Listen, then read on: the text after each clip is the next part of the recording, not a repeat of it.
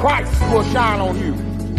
So be careful to live your life wisely, not foolishly. Take advantage of every opportunity because these are evil times. Because of this, don't be ignorant, but understand the Lord's will. Saints of God, my eyes have seen the glory and the coming of the Lord. He's trampling out the vintage with the grapes of wrath of scorn. He hath loosed the faithful lightning of his terrible swift sword. His truth is marching on. I see him in the watchfires of 100 circling camps. They have builded him an altar in the evening doing dance. I can read his righteous sentence by the dim and flaring lamp. His day is marching on.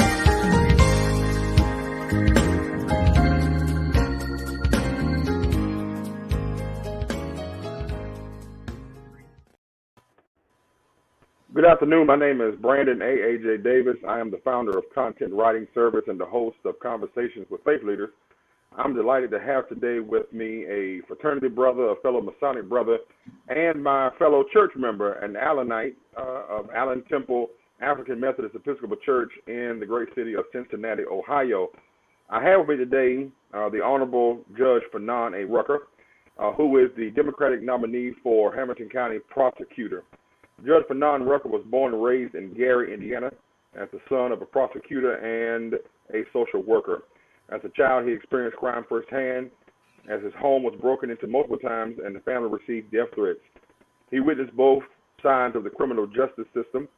He graduated from Hampton University in 1992 after witnessing the Rodney King riots. He was inspired to go to law school. His father told him, "Go to law school to make a difference." Those are words that guide him today. He graduated from the University of Cincinnati College of Law and became a Cincinnati prosecutor to seek justice for victims of crime. After 7 years as a prosecutor, Judge Rucker entered private practice as a civil rights attorney.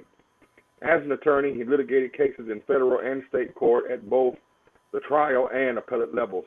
After several years as an accomplished attorney, Judge Rucker was appointed as Hamilton County Municipal Court Judge in 2007. As a judge, he presided over more than 200,000 cases, including several hundred civil and criminal bench and jury trials. 2019, after witnessing the inequities of our criminal justice system, Judge Rucker decided to run for Hamilton County Prosecutor. He believes that the time for bold, systemic change is now, and we need a full-time committed prosecutor to make it happen. Judge Rucker's father, Robert Dennis Rucker Jr., served on the Indiana Supreme Court for 18 years. His mother, Jacqueline Pace Rucker, is a lawyer and Lutheran minister. Judge Rucker has 2 children, a son and a daughter. He is also a member, a steward, officer of Allen Temple African Methodist Episcopal Church, and I have had the privilege of seeing him in ministry and seeing him as a community agent working in and for everyone in Hamilton County and the greater Cincinnati area. I'm glad to have with me my friend, my frat brother, Judge Fanon A. Rucker. Judge, it's good to have you. It's great to be with you this afternoon, good Reverend Brother Doctor. Man, I'm glad to be able to have this conversation and to be able to share with you and some of the things that we're trying to do. The internet is working great here in North Carolina. It's a little stormy and rainy here, but hopefully we'll get through this together. I wanted to put this focus on you because I wanted to have a conversation where I can talk to someone who I know personally is a person of faith, as well as a person who practices the law and who believes in the law. And it is my prayer that in a couple of days you will be elected as the new prosecutor for Hamilton County. Hamilton County, for those of you who do not know, is one of the most significant counties in this country, and it is one of the counties that helps to ensure the White House coming from the great state of Ohio. So, Judge, how you doing? You know what? I am excited. I'm invigorated. I am honored to be part of this journey. So I feel great here 9 days out from the election. I truly do. How's the election going for you? Well, I'll tell you what. I retired from the bench last year in September. I joined a Cochran firm where I'm a lawyer. And, you know, I don't make any serious decisions without prayer, meditation, and hearing a clear word about what it is I'm supposed to do. And so when I retired, it was really are you sure about this, Lord? You know, I'm good where I'm at. I was a judge for almost 13 years. Nobody ever ran against me. I could have been there until I was 60, 70 years old. I'm only 48. Well, he knew that there was going to be a pandemic. He knew that there was going to be the largest social justice movement in the history of our country, where people were going to be clamoring for something new in leadership and policy-making positions. He knew that there was going to be different attention on this race than there would have been otherwise. How am I doing? I am in no way tired. Every day is a new day of revelation, and I am just I am so excited. I really am, and it's going well. It looks like I'm going to be making history as the first Black man to be to be a prosecutor in the state of Ohio. 230 years, 88 counties. There's never been a Black man who has been an elected county prosecutor ever. And we talk about the criminal justice system and the impacts of it, particularly on our communities. The absence of that demographic in the leadership positions, if nothing else, it looks horrible, but at the most, can tend to explain why there's these disparities that exist that aren't being addressed. Man, that's good news. And I'm certainly praying for you. I know that you have the prayers of our pastor and first lady, whom you have affectionately dubbed Float, First Lady of Allen Temple. Let me give a shout out to my mom and my first lady and my pastor. I know they're watching, and they're always in support of the Temple family. So not to belabor the moment, I want to jump right in with our first question. And I want to try to guide our conversation since I'm a preacher and I'm concerned about faith, but I also have a passion for learning new things. And one of the things that I wanted to learn more about was being a lawyer, the law. Not many people know. My friends remember that when I was a kid, for career day, I dressed up every year as a judge. I wanted to be a Thurgood Marshall. My goal was to be a lawyer, civil rights attorney. I was hoping to get elected to somebody's court and then appointed to the Supreme Court. But somewhere along the way, my desires shifted as I took seriously my call to preach at age of 9. And I just couldn't see a way forward doing what I thought some lawyers had to do. But it's just encouraging to know people like you who stand by your faith and who seeks God in doing what you do in the community as a lawyer and as an agent of the community. So our first question: when handling issues of race, violence, and character, are you guided by a judicial philosophy or the merits of the law, and does the elements of faith factor in? Sure, that's an interesting question. Really, anytime we talk about our profession or our vocation and the intersection of our vocation with our faith or our spiritual beliefs, it's an interesting thought. So, as a judge, when handling issues of race, violence, and character, my judicial philosophy, and let me say as a judge, and this is any profession, we are the sum total of our life experiences. What does that mean? It means not only the hills and valleys that we experience in our lives, but it also means the spiritual walk that we're on. Those are all the sum total of who we are. So whatever we do in our chosen vocation, particularly me as a judge and as a lawyer, my walk, my spiritual light, my guidance, my teachings absolutely have influence over what I do. Now, that doesn't mean that I cite biblical passages when I'm making my decisions, but it does mean that my first obligation is to satisfy the spiritual requirements of my Creator. It doesn't mean that I don't make mistakes. It doesn't mean that, again, I'm using the Bible in place of the law, but it means that I have morals and principles in what I do, and that's my foundation. So my judicial philosophy was never inconsistent with my spiritual or faithful belief. You know, the Bible says, thou shalt obey the ordinances of man. And sometimes, in rare occasions, the Bible or what we believe and how we follow our faith is inconsistent with the law, or with the law what we believe it's supposed to be.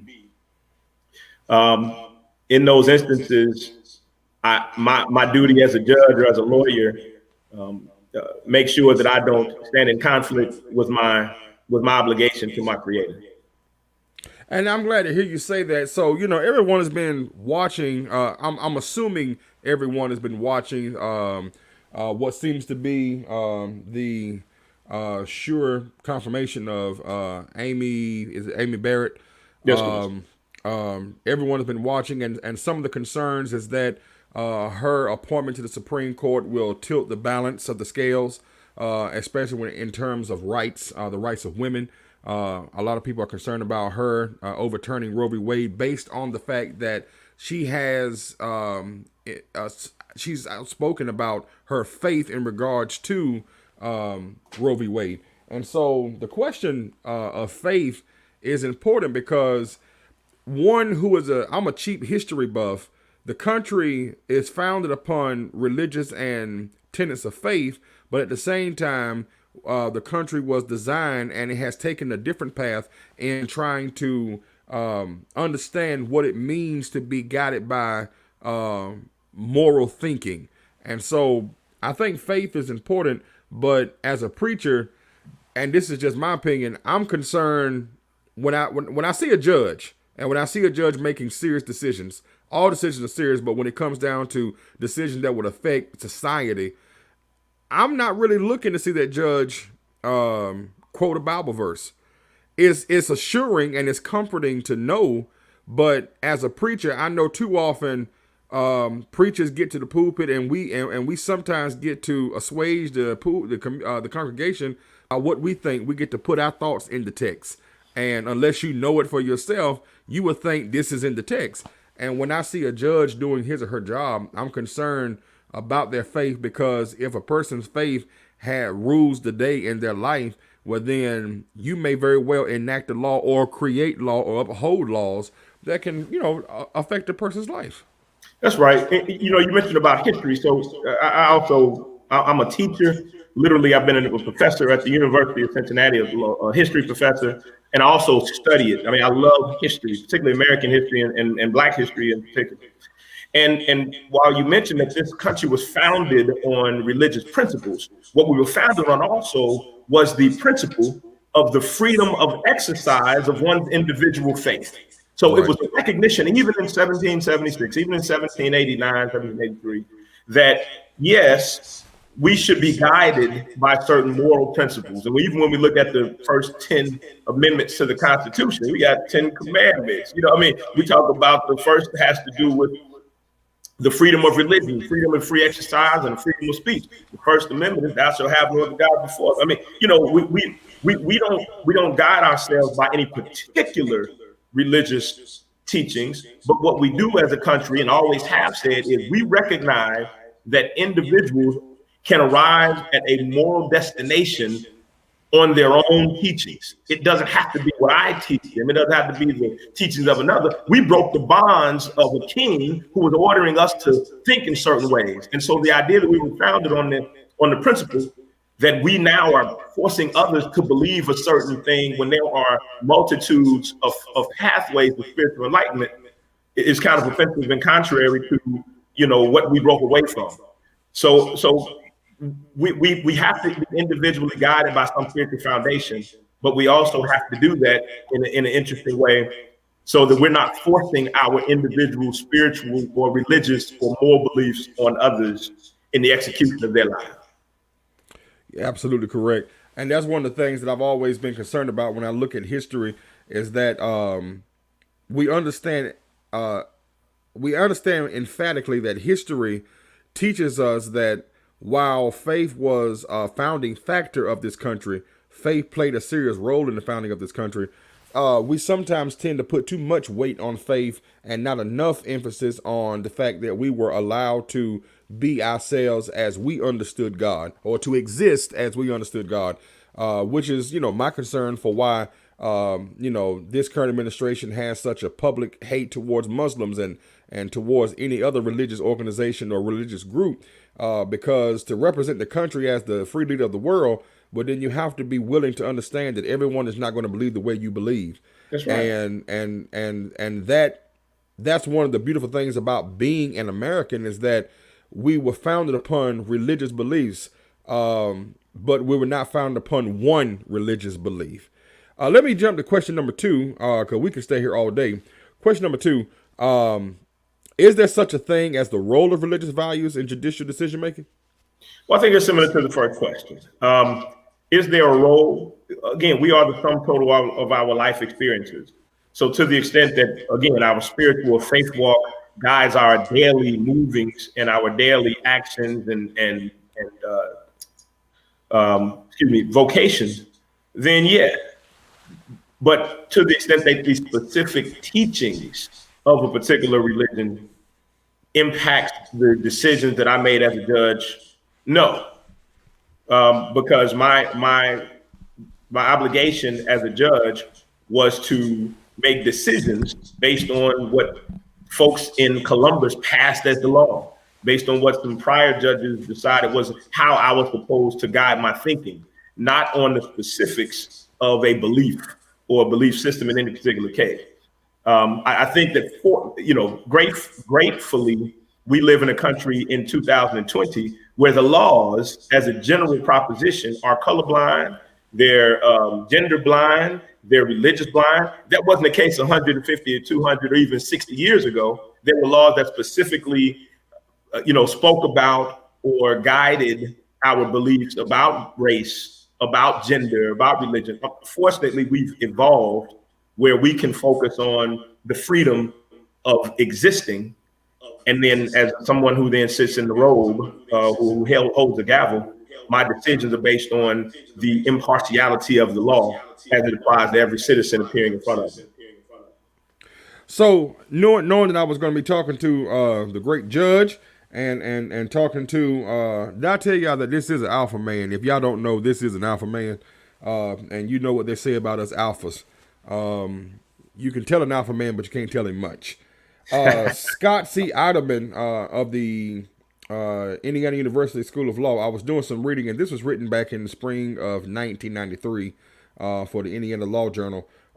He made a statement about he talks about in his scholarly work. He talks about 5 reasons why religious values shouldn't be excluded in judicial decision making. The 5, he says, 1, issues of accessibility, issues of open-mindedness, the legitimacy of religious belief generally, the policy implication of religious views, and then number 5, the issue of judicial objectivity or impartiality. And then he makes 2 statements about in an argument for the use of religious values in judicial decision making. He says the historical constitutional perspective and the political philosophy perspective. Do you have a thought about any of that? Well, the fact that he gave 5 reasons why not and 4 give weight to the argument that it's not, it shouldn't be individually used when making individual decisions. The difficulty is that truly biblical scholars are not normally in policy making positions. And you know as well as I do that the danger is when someone who reads the Bible a couple of days a week or has their individual beliefs and they impose those beliefs in the execution of their duties, particularly as a judge, they could run afoul not only of the prevailing law, but they could also run afoul of the purposes or intentions that the Lord has for us in our individual lives and for the lives of others. There was a case out of Kentucky. Well, we can even go to Loving versus Virginia. Loving versus Virginia was ultimately a 1969 case that came out of the United States Supreme Court. And it was the reason it made it to the United States Supreme Court because it had to do with those laws that prohibited blacks and whites from being married. And in that case, the black woman and a white man had gotten married and they got caught. And the man was sentenced, actually the woman, I believe, was sentenced like 200 years or some ridiculous amount unless she removed herself from her husband. And it went to the Supreme Court claiming that was a violation of the First Amendment and, discrimination. The judge in that case, in the lower case, that ended up before the Supreme Court made the comment, yes, I'm upholding this law because if God had intended for the races to mix, he wouldn't have created the Tower of Babel. Wow. Yeah. That was not the Supreme Court that said that. They're the ones that overturned his decision. But that was what, so he didn't just only say, I'm making this ruling. He said, he specifically implicated, the Old Testament and a well-known biblical story as justification for the segregation that he upheld and sentenced somebody to jail for. That's heavy, and that's a scary example of the way that religion specifically has been used in courtrooms by judges to substantiate and to expand the reaches of racism and miscegenation and segregation. Absolutely. I mean, to you, and that's I'm glad you called out that particular. I've read about that case, and I think there's a movie. I could be a year or two off from when that movie came out or when I saw that movie advertised. But I mean, that is a perfect example of the dangerousness of using faith in making judicial decision making. Because if you think about what you just said, he uses as an example the Tower of Babel. There's nothing about race in the Tower of Babel. It was one race that was trying to get to God.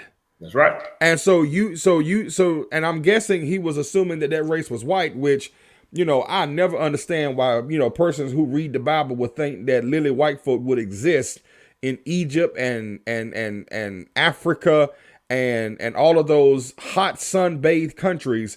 I mean, there's a new movie, the woman who played, and I know you are Marvel Comics and Star Wars fan. Do you have the saber nearby, Doc? Do you got it with you? It's in the car. I said okay.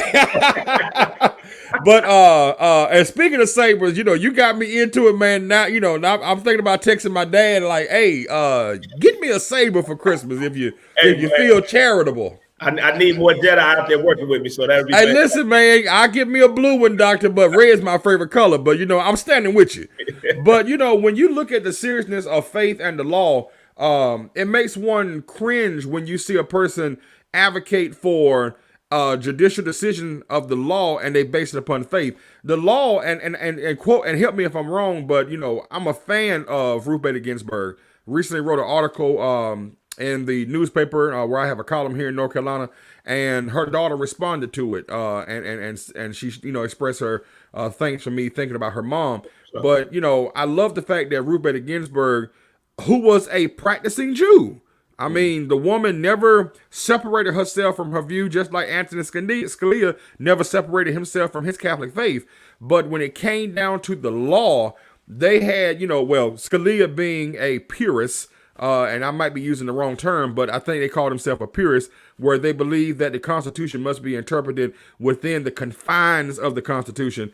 Ruth Bader Ginsburg made several arguments that it is judges' responsibility to interpret the law and to also interpret the use of the law in present day. That's right. You can't determine the law based on the time when it was written, because time has evolved. Yeah. I mean, if we did, at a particular time when she argued her first case before the Supreme Court, she wouldn't even be allowed in the room because she was a woman. That's correct. That's correct. And so it makes one concerned about how judges look at the law. And I'm glad to have for those of you who are listening, and especially for those of you who are in Cincinnati, Ohio, this is the person that you want fighting for you. This is the person you want on your side. A person who is guided by faith, but who also looks at the law within the realms of the law and does not sway one way or the other, but looks at what the law says and works within the law to make change. Question number 3, in your opinion, where are we in regards to racism and the administration of justice? Have we gone back? And I preached this morning that, the adage history repeats itself should be the theme of 2020. Because we have seen so much of old world racism come alive today. And so where are we in regards to racism and the administration of justice? Well, one of the things I reflect back on is earlier this year, and literally the hundreds of thousands of people who were taken to the streets and who were proclaiming no justice, no peace, and Black Lives Matter. The majority of those people, particularly here in Hamilton County and Cincinnati, I remember there was a march of about 4,000 people. I say 80% of them did not look like George Floyd, did not look like Breonna Taylor, did not look like Ahmaud Arbery. And historically, when we've had movements that have been based on race, or when we've had demonstrations that have been based on the same issues that we've been confronting, the majority of those who were engaged in the demonstrations looked like the impacted population. Now, I bring that up to say that this movement feels so much different than other historic movements, particularly because of the broad voices of solidarity that you hear and the distinguished faces of so many of different professions and races and ages and everything else. So, but we're in 2020. And so what we're talking about, generally with regard to our justice system, we're talking more about disparate impact than we are about discriminatory intent. So what we're talking about in 1950s and 1960s, and even in 1800s, when we had black code, when we had laws passed, what we're talking about in Loving versus Virginia, where there were laws passed that specifically said, blacks over here, whites over there, blacks and whites are not allowed to do this, blacks are not allowed to do this, we're on a red. There was intentional discrimination. Now, because of some of the things that happened back then and the inability to erase or to undo some of those discriminatory actions, we now have disparate impact in our justice system. What does that mean? It means that when we look at the numbers of those who are in our criminal justice center, in our prisons, in our jails, there is a disparate impact on the black community. There are many more blacks that are going to the prison. When we look at our juvenile court system, 75, 80% of those who are prosecuted by our juvenile court system are African American. 100% of those who were juveniles, who were charged as adults, who were bound over as adults, were young black men, were young black boys, they were teenagers. So we still in our system have a system that has a disparate impact on race, even if there's not a discriminatory intent by those who are in decision-making positions. But I know there also still are some of those lingering folks and actions that they're just real hard to get past the fact that here's someone who's black standing in front of me and I'm just going to be more harsh in my sentencing. How do we know that? Because sentencing projects, nonpartisan statistical research initiative look at sentencing across the country. And it shows that African Americans with the same or similar charges end up getting higher sentences than their white counterparts with same or similar offenses. So we do know that those statistics show that there still is racism in the execution of our sentences and bond setting and things like that, but it's not as intentional as it was at some time ago. During your 13 years on the bench, how many times would you say you actually had an opportunity to directly affect the reverse mode of racism in the court system, if that makes sense? It does. First of all, let me say that I've been a lawyer for 24 years. I started practicing law when I was 24 years old. I was a prosecutor first, and then I went into private practice where I was a civil rights lawyer. I practiced police brutality and housing discrimination and employment discrimination. I was a trial lawyer in federal and state court. And then I represented small family-owned businesses where I defended companies in lawsuits, but I also at the same time was still suing companies for the same type of stuff. And then as a judge for almost 13 years, I presided over several 100,000 cases. It's one of the largest counties in our state. And I was one of 14 judges. So, I used to hear literally tens of thousands of cases every year. So, there were instances where I checked a prosecutor for what I saw was clearly discriminatory conduct. There were times when I was a prosecutor and I checked the judge for what I saw was clearly discriminatory conduct. How many times? I don't know. My position is, and I've stated this on the campaign trail, and I'm an appointee of our Supreme Court to different commissions and stuff. One of the things that I recognize is that sometimes simply being in the room, simply being part of the body of folks who makes decisions, your presence alone as a minority, whether that's as a woman, as a black man, as a Nissan owner, whatever it is, your presence among that body often makes those who would otherwise be, I don't know, blinded or insensitive to what they're doing, more attuned and astute to the fact that they may need to do it better than they're doing it. And so I know that as a prosecutor, sometimes me being just amongst my fellow prosecutors, they look differently at the demographic that they were dealing with because I look just like them.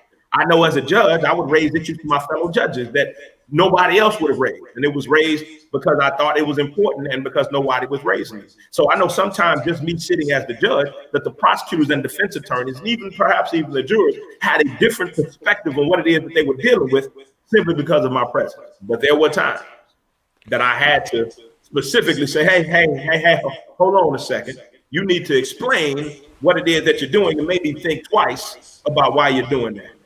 How many times? I don't know. I mean, specifically, I can think of 10, 15 times, but it probably was more. It may have been less.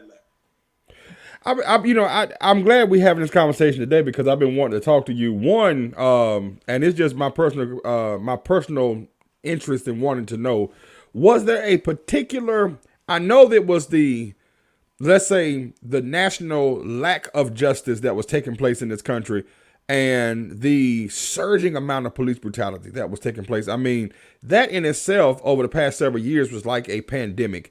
And when and in preparing for this conversation and in doing sermon prep just yesterday, working on my sermon that I preached this morning in Philadelphia, virtually, of course, I was looking at the rate of crime by race. And I think the last document that I got from an FBI website was 2017. And so the rate of crime was, violent crimes. And we're talking about manslaughter, rape, murder, things of that nature. 100 and some thousand of that was committed by persons of color, black people. But over 236,000 was committed by white people. And yet we are the ones who are still dying in the streets. We're the ones that you are attacking, and we're the ones that you are shooting in the back 7 times while just trying to check on our kids. We're the ones that you are, using, no-knock warrants, breaking into houses and killing people like, Breonna Taylor.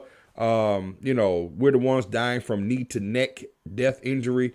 I just don't understand, why these things are continuously happening throughout this country. So my question was, that I wanted to ask you was there a particular incident? Was there something that said to you, maybe in your judge's chambers, in the sanctuary of your home, that said, hey, look, Fanon Rucker needs to get back out there, and getting back out there can't be done from the bench. I gotta be amongst my people. Was there something specific that happened? No, there was nothing specific. I mean, as you kind of mentioned in our introduction, I decided to go to law school because I saw the officers involved in Rodney King's incident acquitted. And when they were acquitted, our country erupted in riots. And it was literally that flashbulb in our country's history that said to me, I want to be a lawyer. So I never went to law school to be a passive voice of inaction. I went to law school to engage and to help make a difference, to help make our system better, to help to give people a better understanding of their constitutional rights, to better understand people's rights and liberties myself. So as a judge, I loved every day. I love what it gave me the opportunity to do. I see people on the street now and they're grateful, they're thankful, they scream out. I mean, they're passionately excited about what I was able to do as a judge. But being a judge is very limiting, it's very confining, it's very quieting because you can't engage as things are happening. So over the years, I mean, there were things that would happen and I had to be a judge about them. I had to be quiet, observe, and make what comments I could without violating my ethical duties, which I never did. And the more they happened and the fewer voices, particularly in our county that was around to talk about them and stuff and to be engaged, I got more and more frustrated. And so it wasn't any particular incident, it was a number of them. And so I finally decided, if not now, when, if not me, who? I've gotten to a place in my professional career as a judge where I was an officer of the State Judges Association. I've written more decisions than anybody else on the bench. I was in leadership statewide on committees and commissions by our Chief Justice and locally in the community. It was kind of like I got a ceiling, and I said, you know what, I can do much more good again being an advocate out loud on the other side of the table. And so that was kind of the impetus for me to consider retiring. Of course, the prosecutor's race. I couldn't run for prosecutor while I was a sitting judge. I had to resign from the bench in order to do that. So those are several things. Now, I will take you to task on a couple of things that you started with. We have been in a conversation this year about police reform and transparency and accountability. And that's really what I think most of the people who have been yelling and screaming and demonstrating and marching through the streets are asking for. I don't want to suggest that we're seeing more cases of police misconduct than there have been in the past. I think what we're seeing is more visibility than we've had in the past. You know, social media is an interesting tool. It's a monster. It is. It's a blessing and a curse. Yes, sir. And a lot of times when we see things today, right now, it looks a whole lot worse than it looked the same exact way 15 years ago, because we're seeing it right now and today. I bet you if you look at those statistics, and I used to know them, if you look at the statistics about the number of people who are killed by police, first of all, there's no question about it, and I know that people who are statisticians argue about it, there are more whites that are killed by police than blacks, no doubt. On the question of unarmed citizens killed by police, it's probably about the same. Now, that's taking into consideration that there are greater numbers of white citizens than there are black citizens. So on parity, yeah, it's probably nowhere near the same percentage of our representation in the population, but it is on parity for the population in those areas where it occurs, which of course are urban cores, which is where it happens most often. Mm-hmm. There was not a meteoric increase in these incidences in the past few years. And I will also suggest to you, someone who sued police agencies and did police brutality and misconduct cases for a long time before I got on the bench, there has been an evolution of accountability.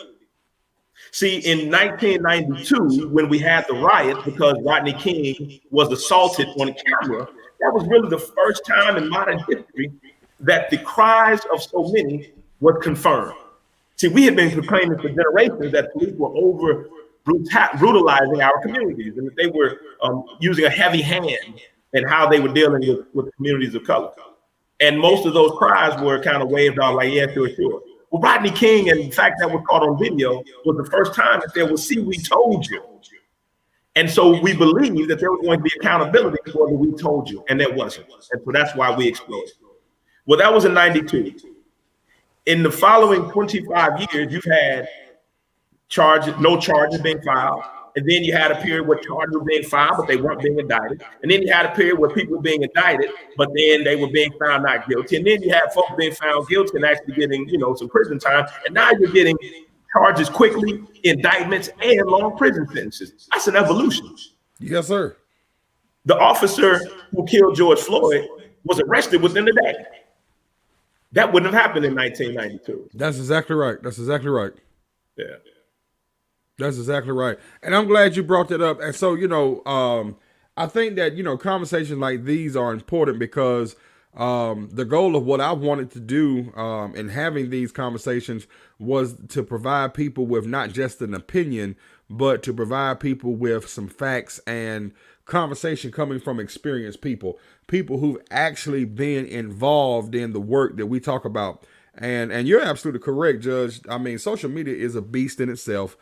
Social media is good. It's a blessing, but it's also a curse because everything is out there and it's out there instantly. And anybody's a journalist, anybody's a documentarian, anybody's a news reporter. And as soon as we hear something, it's like ethics in social media no longer exists. And neither does facts or the want of truth. Just because you see something happening on television, you just immediately think that, oh, this is the way it is. And we're not even realizing that you're only seeing this from that person's viewpoint. That's not right. Not that person's opinion, not that person's thought, not that person expressing the truth. You're just seeing this from the person who's holding the camera. Well, and what we do, and it's a media thing too, we assume that opinion is fact. Yes. Which means that if I say, oh my God, they just killed 15 black people, and whatever I put that on social media, it's accepted. Yes, sir. Yes, sir. And then when I got 20 likes, I artificially believe that the whole world accepts my truth. Yes, sir. And so I try to get more attention by stating more of these. I mean, it's dangerous. It is. I mean, it is. And persons like you, in your case, it's great. And I'm glad to see you out there. I mean, I can't begin to tell you how many persons I've known who's ran for office, civic office within the church, and recognizing what technology and social media is, me being a lover of it, and I work for it.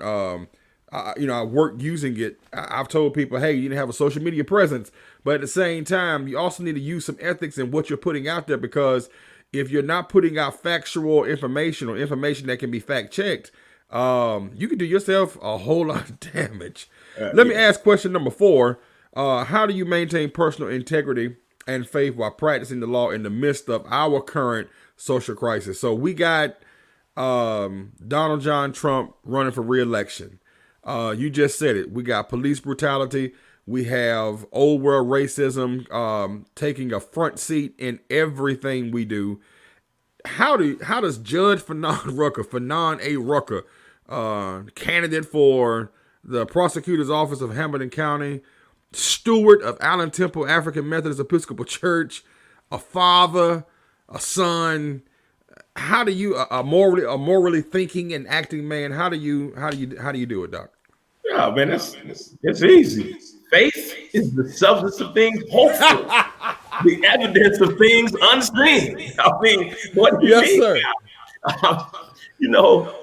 One of the, I give messages as well. I'm certainly not a minister, but I do have messages to give based on life experiences. And one of the things that I talk about is that all of us have had life experiences that help to build our faith. We forget that stuff sometimes. We forget, because the further we get from a critical incident, the less impact it has on our daily lives. So when we had the Minuteman March, 2 days after the Minuteman March, we were all invigorated and ready to work. 10 years afterwards, we were like, oh yeah, that thing right there, I forgot about. Yeah, that's right. 9/11, a month after 9/11, we were all in a different place of patriotism. 10, 15 years later, we're like, oh yeah, that's right. When we had the March on Washington in 1963, we all were excited as a world about all the things we were going to do. And there was about a 5-year period where we were totally engaged. And then about 20, 30 years later, we forgot the impact and the seriousness, how it moved us. It's the same with those incidences that we experience that are the foundation of our personal faith, whatever that is. Now, fortunately, God gives us little reminders every once in a while to rebuild our faith. Sometimes it's a sermon on Sunday. Sometimes it's walking a certain place and seeing something that takes us back to that place. But all of us have things that have occurred in our lives that help to solidify or help to reinforce our faithful foundation.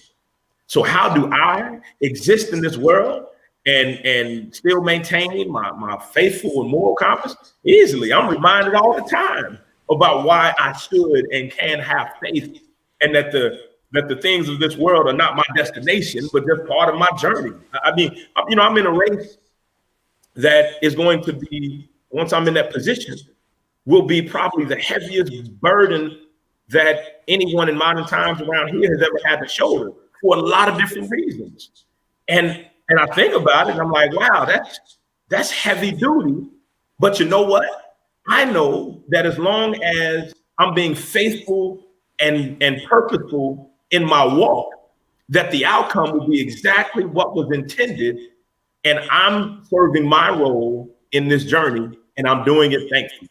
So that's how I do it. I mean, I do it because I do it. I do it because I try not to forget the life experiences that I've had that have assured me of his presence, and that have assured me that when I'm obedient and going where I know that he's telling me to go, that everything is going to work out fine. It may not be how I want to work it out, but it's going to work out like it's supposed to work out. And I'm ultimately going to be like, wow, that was all right, and give testimony to somebody else about why they ought to be faithful in their walk.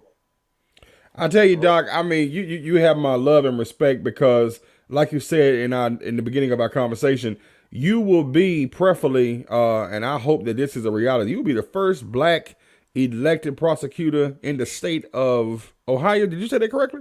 First black man. There was a sister in Cleveland in 1992. That was the only one, but I'll be the first black male.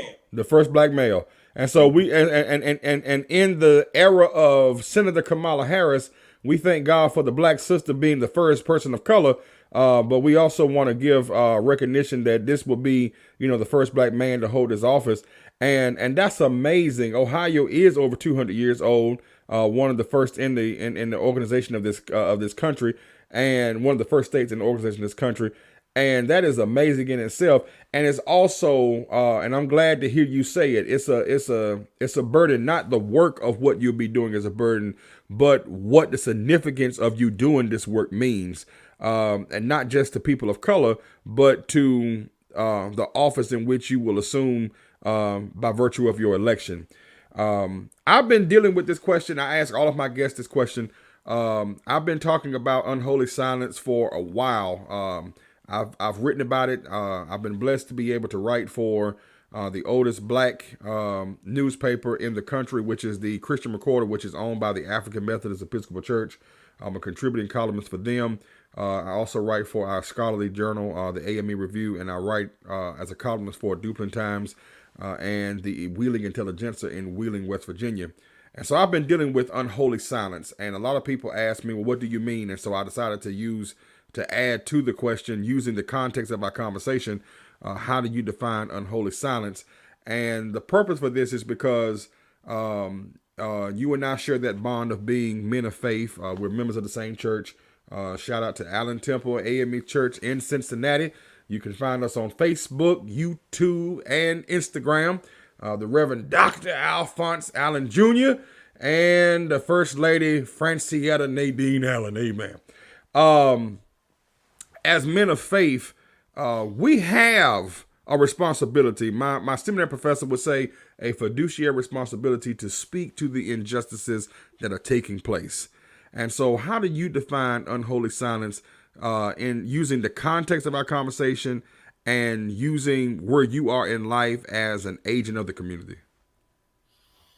So